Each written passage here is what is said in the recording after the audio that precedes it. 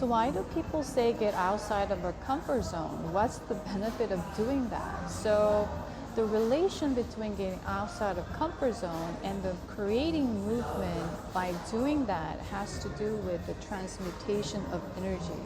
So what I mean by that is when you feel stuck or stagnant, you're depressed, you're just in your bed, you don't want to do anything, you're demotivated, right? And people encourage you, just go outside, just take a run, take a jog, or even just take a walk, or just do something, right? Meaning that create the movement. And in that moment, what happens is as we just simply shake our body in that moment, the physical body parts, organs, they're all tied to the chakra points, the energy points. And so when there's a lot of stuck energy of fear and survival, insecurity, it's all about the hip area, and then you just shake that place off. And it's the same as yoga, right? Yoga is about the energy, the union within yourself. So it's the flow of energy that's creating. And so as you do that, what it's creating is you're shaking off any stuck or stagnant energy that's been stored within your mental body, emotional body, physical body, and spiritual body. And as you do that, you're feeling first lighter and a bit more liberated, because our heart chakra is going to open up and expand a little bit, and the energy is being cleared. It's like dusting off an old jacket. As you do that, you feel better. And as you clean up your house, you start to feel a lot better, right? Decluttered.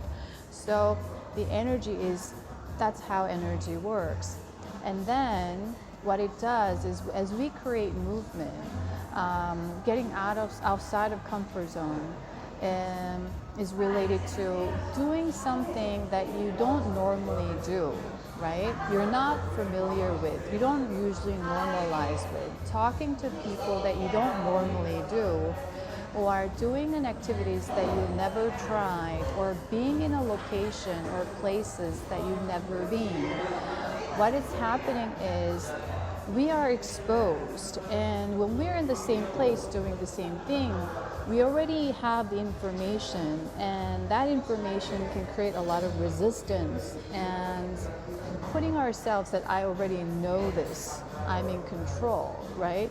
But then when we're in a place that we don't know, we can't control because we don't know. So we are very vulnerable in that sense. And in that moment, what's really happening is we are relying on our intuition, meaning the heart space, rather than the mind of the stored old data that's recycling constantly. And so we're not going to use logic. We're not going to use all this information that I already know, but we are going to be more open to new knowledge, information, meaning allowing myself to be more receptive to different points of views and perspectives, meaning that I'm going to expand from a single moral that I was tied to, that this is the right thing, the right belief, the values, whatever that I had been attached to as the right thing, the morality.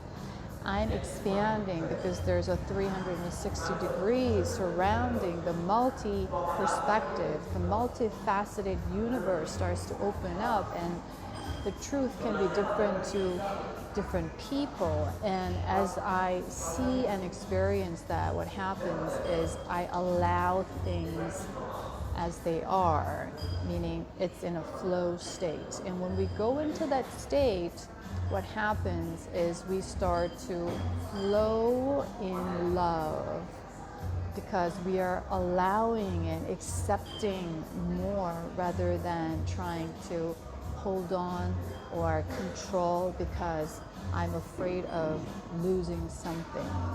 You see?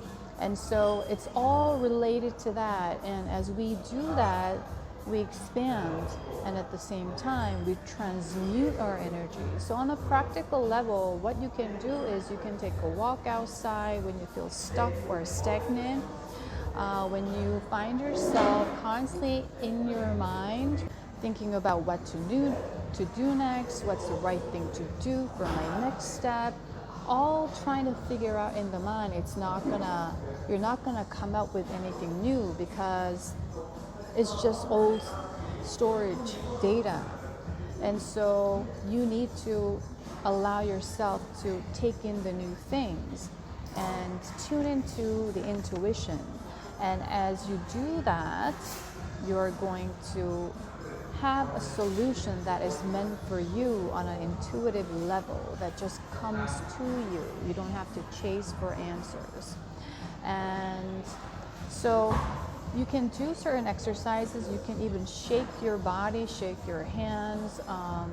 You can do an exercise, certain light movements, yoga or stretching. Or what I do personally is I love to dance. And so I just put on a really good music, and when I'm aligned, and that's in alignment with my energy in that moment, right? Different kinds of music, and I just dance and allow myself to flow. And another way is to draw, because as we draw just with a pen and paper without really thinking, there's no planning involved, there's no destination or goal in mind. We are free flowing as we draw, and that's creating movement. Or even just writing things down, like journaling, because it's creating movement already. And so in that moment, what we are doing is we are balancing our energy, both the feminine and the masculine, meaning feminine, allowing things to flow and surrendering and just free flowing and tuning into our heart space of love and joy. And then as we produce, we are in tune with our masculine energy at the same time, producing, creating, providing, right? And so they're in alignment, and as we do that, we are in union within ourselves. And as we do that, we feel whole once again, and that's going to feel recharged and re-energize your energy. And that's why a lot of people love to travel, right? And go to new places. We crave that on an instinctual, intuitive level. And so I hope this helps, especially if you're feeling stagnant or stagnant lately.